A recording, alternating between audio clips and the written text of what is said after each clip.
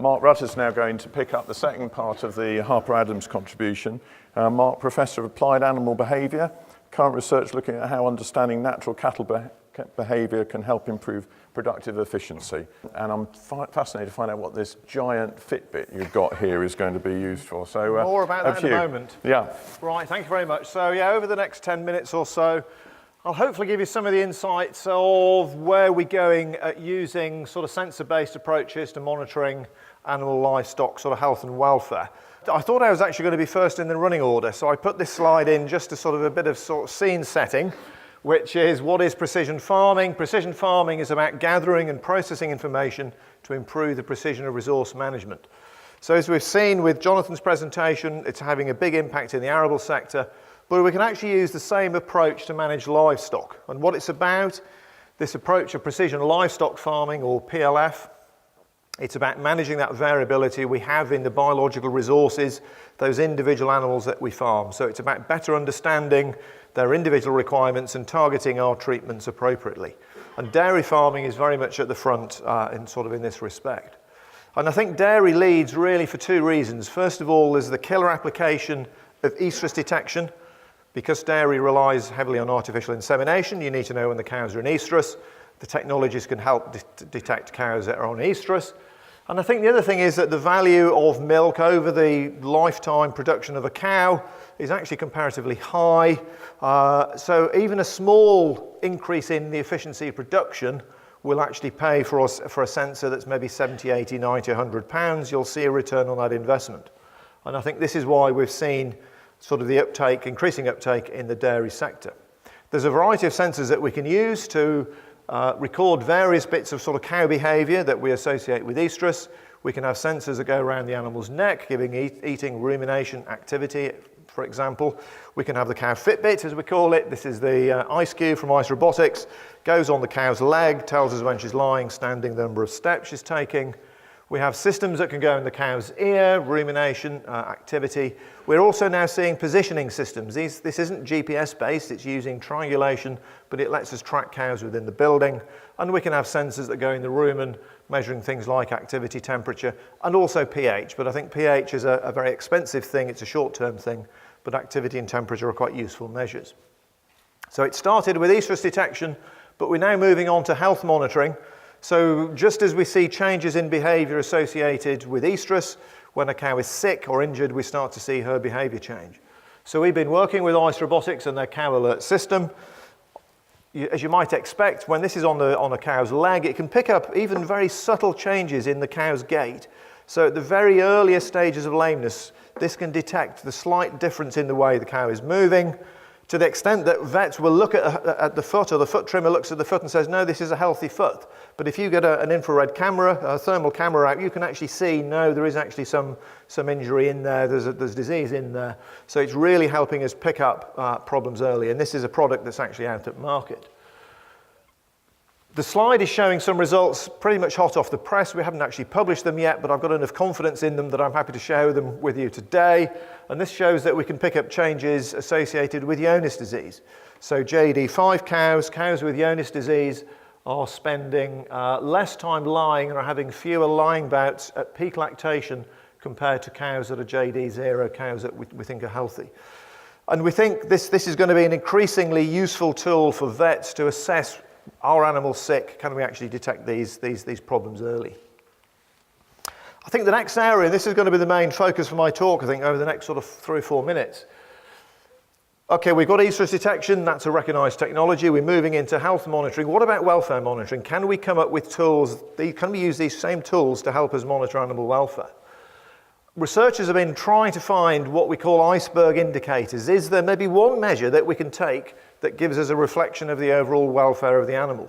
But these have failed. And I think the reason that they've failed is really encaptured within the 5 freedoms, which no doubt many of you will be sort of familiar with, that actually many different factors contribute towards animal welfare. It's not just health, but behaviour, access to food, to water, fear, distress. There's lots of factors contribute to animal welfare. The way that we try and address this is in our welfare assurance schemes, such as the ones based on the welfare quality approach. We have auditors visiting farms. But I think these are really problematic. They're too time consuming, they take up your time, you have to pay for somebody to come and assess your animals.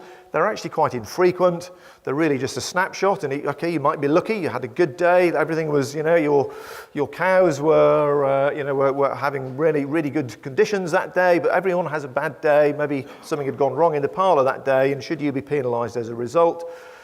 And the other problem is they're largely resource-based, so we're not actually measuring the animal, we're measuring things like how many drinkers are there. And we need to find ways of making this more animal-based. So those sensors I was talking about, the Oestrus detection sensors, health sensors, the same sensors can now be used, I would argue, to start to give us some sort of more robust way of measuring animal welfare. We can use that data to underpin assurance schemes. Or we could even get to the point, and we were talking about transparency, traceability, could we actually share some of that information with consumers to actually demonstrate, look at the fantastic welfare we have on our farm, and I think this could be a very good way of doing it. So just to illustrate how it'll work, the next slide, which I'm going to introduce over a number of, sort of gradually across the screen, this is actually taken from a project proposal we put in recently. I know other research groups are working on similar sorts of approaches, but this sort of shows you where the data might fit in. So we've talked about there being a number of different sensors we can put on our animals. We can get position and movement from something in the cow's ear, for example. We can use 3D cameras giving body condition score, sensors around the neck perhaps give eating time, we get drinking, body temperature from the rumen bolus, and we can get information about lameness, step count and lying time from the animal's leg. And actually these data map on quite nicely onto some of the criteria that are used in farm assurance schemes, the welfare quality scheme, for example. But whereas the welfare quality measures, again, they're largely infrequent. So for example, in terms of looking at social behaviour, that's a one-off measure when somebody comes to the farm. We can have continuous measure of social behaviour if we had some way of positioning, or we're using the positioning data for our cows. In terms of hunger, the current approach is to use body condition score, but again, that's recorded relatively infrequently. If we've got a 3D camera giving us a good measure of body condition score, if we're getting estimates of fibre intake, perhaps from rumination time, again from the ear sensor, we can also get patterns of eating from the neck-mounted accelerometer. We can actually get much better data to underpin our measurements of hunger. I think thirst is another good example. At the moment, it's one of these resource-based measures. The auditor simply records how many drinkers are there, how many animals per drinker. But obviously, what it isn't recording is, well, what if those break down? Are there going to be any other problems? How likely are they to freeze, get contaminated? Whereas if we have actual animal-based measure, perhaps from a rumen bolus, it'll actually give us frequency of the animals drinking. Looking at things like, we can use body temperature, lameness probability to look at disease, we can look at step count for ease of movement, and we could look at lying time in terms of comfort around resting. So I think you can see how we can actually use these data to fit in. Now at the moment, cows typically perhaps only have one, possibly two sensors per cow, but as we get more use case scenarios, I think we can possibly consider justifying, or actually we don't need to justify, there will be an economic return from having more than one sensor. So we've heard about the hands-free hectare. Is a hands-free herd next? I would argue not. I think that's not a very good idea. These technologies are not there to replace the skills of the expert stock person, okay? We need to make sure that when the system fails, and it will fail, when there are problems, we need to be able to manage those animals manually. So nobody's going to complain about a field of dead barley. I'm sure you didn't even come close to that. When you were doing that. But obviously, if animals are going to be suffering as a result of the failure in the technology, there's going to be issues. So we're going to have people managing our livestock for as long as we farm them. So just to summarise then, I think precision livestock farming, it's about using sensor data to improve the efficiency of resource use. We've been using it for Oestrus detection for many years. I think health alerts are the current exciting area, the area that's starting to expand, commercial products coming to market now. I think we're going to see sensor-based welfare monitoring over the next few years. And again, I think this is going to be a good thing because it's going to make sure that our assurance schemes are actually robust and are evidence-based. And I think this will hopefully allow us to, give a much more, data-driven approach to actually monitoring animal welfare. And finally, these technologies are not about replacing the skills of the expert stock person. So I'd like to thank you for your attention, and hopefully we'll take some questions during the discussion. Thank you very much.